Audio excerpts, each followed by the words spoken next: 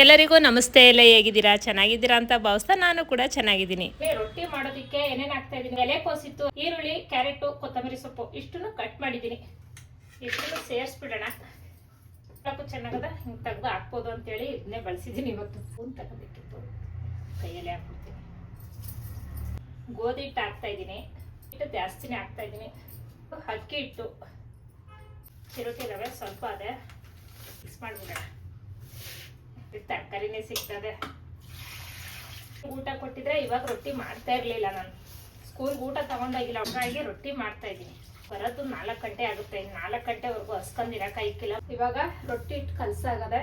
ಇದ ಒಂದು ಅರ್ಧ ಗಂಟೆ ನೆಲೆಯಲಿಕ್ಕೆ ಕಾಯಿ, ಕಡಲೆ, ಒಣಮೆಣಸಿನ್ಕಾಯಿ, ಬೆಳ್ಳುಳ್ಳಿ, ಉಪ್ಪು ಎಲ್ಲ ಒಟ್ಟಿಗೆ ಹಾಕ್ಬಿಟ್ಟಿದ್ದೀನಿ.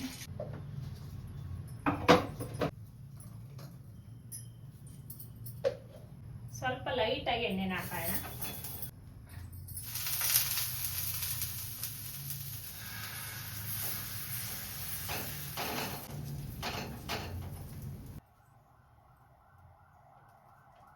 ನನ್ನ ಮಗಳಿಗೆ ಸ್ಕೂಲ್ ತಗೋಗಿ ಕೊಟ್ಟು ಬರ್ತೀನಿ. ಲೇಟ್ ಆಗಿ ಹೋಗುತ್ತೆ.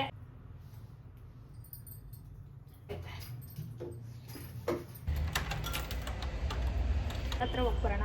ಊಟ ಕೊಟ್ಬಿಟ್ಟು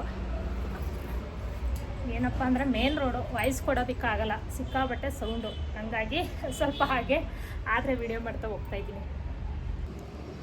ಇದೇ ನಮ್ಮ ಮಗಳು ಸ್ಕೂಲು. ಇಲ್ಲಿ ನೋಡ್ತಾ ಇರ್ಬೋದು, ನಮ್ಮ ದೊಡ್ಡ ಮಗಳು ಫೋಟೋನು ಕೂಡ ಇಲ್ಲೇ ಇದೆ. ಹೋಗಿದ್ದಾಯ್ತು ಸ್ಕೂಲ್ಗೆ ಹೋಗಿ. ಎಲ್ಲ ಹಂಗಂಗೆ ಅವೆ, ಎಲ್ಲ ಸ್ವಲ್ಪ ಕ್ಲೀನ್ ಮಾಡಬೇಕು. ವಿಡಿಯೋ ಮಾಡಿ ತುಂಬ ದಿನಗಳಾಯಿತು. ತುಂಬ ದಿನಗಳಾದ ನಂತರ ನಾನು 2 ದಿನದ ವಿಡಿಯೋ ಒಟ್ಟಿಗೆ ಹಾಕೋಣ ಅಂಥೇಳಿ ಇವತ್ತು ಮಾಡ್ತಾಯಿದ್ದೀನಿ. ಬನ್ನಿ, ಇವತ್ತು ಹೋಳಿಗೆ ಮಾಡೋದಕ್ಕೆ ಅಂತ ನಾನು ಮೈದಾನ ಕಲಸಿಡ್ತಾಯಿದ್ದೀನಿ. ಇಲ್ಲಿ ಗೆಣಸನ್ನ ಬೇಯಿಸಿ ಆ ನೀರನ್ನ ಸಪ್ರೇಟ್ ಮಾಡ್ಕೊಳ್ಳೋಣ. ಗೆಣಸೆಲ್ಲ ಬೆಂದಾದ ನಂತರ ನೀರು ಸಪ್ರೇಟ್ ಮಾಡ್ತಾಯಿದ್ದೀನಿ. ಇಲ್ಲಿ ಬೆಲ್ಲ, ಕಾಯಿ ಜೊತೆಗೆ ಗೆಣಸನ್ನು ಸೇರಿಸಿ ಹೋಳಿಗೆನ ಮಾಡ್ತಾಯಿದ್ದೀವಿ ಇವತ್ತು. ಸ್ವಲ್ಪ ಫಸ್ಟು ಕಾಯಿನ ಹಾಕಿ ಅದು 1-2 ರೌಂಡು ಪೇಸ್ಟ್ ಮಾಡೋಣ. ಅದಾದ ನಂತರ ತುರಿದಿಟ್ಟಿರೋಂಥ ಬೆಲ್ಲ, ಬಿಡಿಸಿಟ್ಟಿರೋಂಥ ಗೆಣಸು ಇದನ್ನು ಕೂಡ ಹಾಗೇ 1-2 ರೌಂಡು ಮಿಕ್ಸ್ ಮಾಡ್ಕೊಬರೋಣ. ಇದಕ್ಕೇನೋ ನೀರು ಹಾಕೋ ಅಗತ್ಯ ಇಲ್ಲ. ನೋಡಿ, ಇದನ್ನು ಹೂರ್ಣ ಮಾಡಬೇಕು ಅಂದರೆ ಈ ಥರ ಎಲ್ಲ ಒಂದು ಸಲ ಮಿಕ್ಸಿ ಜಾರ್ಗೆ ಹಾಕಿ 1-2 ರೌಂಡು ಆಡಿಸ್ಕೊಳ್ಳೋಣ. ಅದಾದ ನಂತರ ಹೂರ್ಣ ಚೆನ್ನಾಗಿ ಬರುತ್ತೆ. ಇವತ್ತು ನಮ್ಮನೇಲಿ ಒಬ್ಬಟ್ಟು ಮಾಡ್ತಾ ಇದ್ದೀನಿ. ಕಡಲೆಬೇಳೆ ಅಲ್ಲ, ತೊಗರಿ ಬೇಳೆ ಅಲ್ಲ, ತೆಂಗಿನಕಾಯಿ ಒಬ್ಬಟ್ಟಲ್ಲ. ಇವತ್ತು ನಾನು ಮಾಡ್ತಾ ಇರೋದು ಗೆಣಸು ಒಬ್ಬಟ್ಟು. ಬನ್ನಿ, ಗೆಣಸು ಒಬ್ಬಟ್ಟು ಮಾಡೋದು ಹೇಗೆ ಅಂತ ನೋಡ್ಕೊಂಡು ಬರೋಣ. ತುಂಬಾನೇ ಚೆನ್ನಾಗಿರುತ್ತೆ. ಈಗ ಹಬ್ಬಕ್ಕೆ ಅಂತ ತಂದಿದ್ದ ಗೆಣಸಿದ್ರೆ ಮನೆಗಳಲ್ಲಿ ಮಕ್ಕಳು ಏನಾದ್ರು ತಿನ್ನಲ್ಲ, ಇಷ್ಟಪಡಲ್ಲ ಅಂತಂದ್ರೆ ಖಂಡಿತ ಈ ತರ ಬೇಯಿಸಿ ಒಬ್ಬಟ್ಟು ಮಾಡಿದ್ರೆ ಎಲ್ಲ ಇಷ್ಟಪಡ್ತಿರ್ತಾರೆ. ಹಂಗಾಗಿ ನಾನು ಕೂಡ ಇವತ್ತು ಮಾಡ್ತಾ ಇದ್ದೀನಿ. ಗೆಣಸು ಒಬ್ಬಟ್ಟು ಎಷ್ಟು ಚೆನ್ನಾಗಿರುತ್ತೆ ಅಂದ್ರೆ ತುಂಬಾನೇ ಚೆನ್ನಾಗಿರುತ್ತೆ. ಅಲ್ಲಿ ಗೆಣಸಿದ್ರೆ ಖಂಡಿತ ಮಾಡ್ಬೋದು. ಇಷ್ಟು ಹೂರ್ಣ ತುಂಬಾ ಚೆನ್ನಾಗಿ ಬಂದಿದೆ. ಇದು ಮಾಮೂಲಿ ತೆಂಗಿನಕಾಯಿ, ಬೆಲ್ಲ, ಗೆಣಸು ಹಾಕಿ ಹೂರ್ಣ ಮಾಡಿದ್ದೀನಿ. ಈಗ ಒಬ್ಬಟ್ಟು ಮಾಡ್ತಾ ಇದ್ದೀನಿ. ಒಬ್ಬಟ್ಟು ಮಾಡೋಣ. ಒಬ್ಬಟ್ಟು ತಿಂದು ರುಚಿ ಹೆಂಗಿತ್ತು ಅಂತ, ಟೇಸ್ಟ್ ಸ್ವೀಟ್ ಅಲ್ವಾ, ಟೇಸ್ಟ್ ನೋಡ್ಬಿಟ್ಟು ಹೇಳ್ತೀನಿ. ನಾನು ಒಬ್ಬಟ್ಟು ತಟ್ಟದು ಕವರ್ ತಗೋಬೇಕಿತ್ತು, ಆ ತರಕ್ಕೆ ಹೋಗ್ಲಿಲ್ಲ. ಮಾಡೋಣ.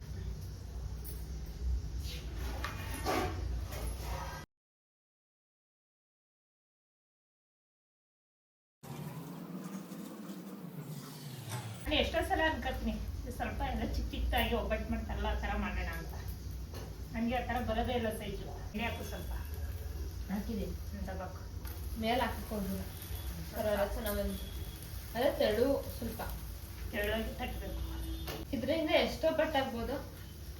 ಈಗ ಎಷ್ಟಾಗುತ್ತೆ ಅಷ್ಟು ತರ್ತೀನಿ. ಅವತ್ತು ಹಬ್ಬದ ದಿನ ಸ್ವಲ್ಪ ಗೆಣಸು ತಿನ್ಕೊಂಡ್ರು, ಇನ್ನೊಂದು ಸ್ವಲ್ಪ ಇತ್ತು, ಅದನ್ನ ಬೇಯಿಸಿ ಗೆಣಸು ಒಬ್ಬಟ್ಟು ಮಾಡೋಣ, ವಿಡಿಯೋಗೆ ಹಾಕೋಣ ಅಂತೇಳಿ ಮಾಡ್ತಾ ಇದ್ದೀನಿ ಇವತ್ತು.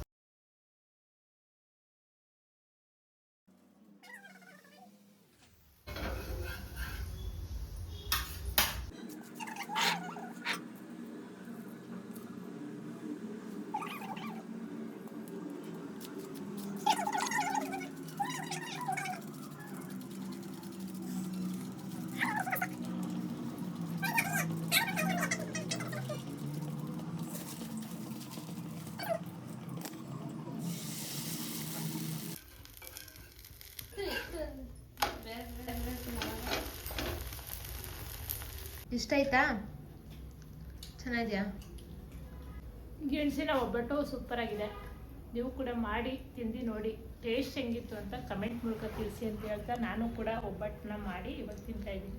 ಒಮ್ಮೆ ಹಂಗೆ ಇಲ್ಲಡಿಲ್ಲ ಹಿಂಗೆ ಇಡ್ಕೊ ಫೋಟೋಗೆ ತನ್ನದೆ ಹೀರೆಕಾಯಿ ಹಾಲಕ್ಕಾಳು ಹಾಕಿ ಉಪ್ಸಾರು ಮಾಡಿ ಪಲ್ಯ ಮಾಡಿದ್ರೆ ಹೀರೆಕಾಯಿ ಒಗ್ಗರಣೆ ಹಾಕ್ಬೇಕಾದ್ರೆ ನೀರು ಕುತ್ಕೊಂಡ್ಬಿಟ್ಟದು. ಅಥವಾ ಎರಡು ಒಟ್ಟಿಗೆ ಹಾಕ್ಬಿಟ್ಟು ಮಸಾಲೆ ಸಾಂಬಾರು ಥರ ಮಾಡ್ಬಿಟ್ಟಣ ಅಂತ. ಇನ್ನು ಅಡುಗೆ ಮಾಡೋ ಗಂಟೆ 8 ಗಂಟೆ ಆಯ್ತಾ. ಈ ವಿಡಿಯೋ ನಿಮಗೆಲ್ಲ ಇಷ್ಟ ಆಗಿದೆ ಅಂತ ಭಾವಿಸ್ತಾ ಇದ್ದೀನಿ. Thank you.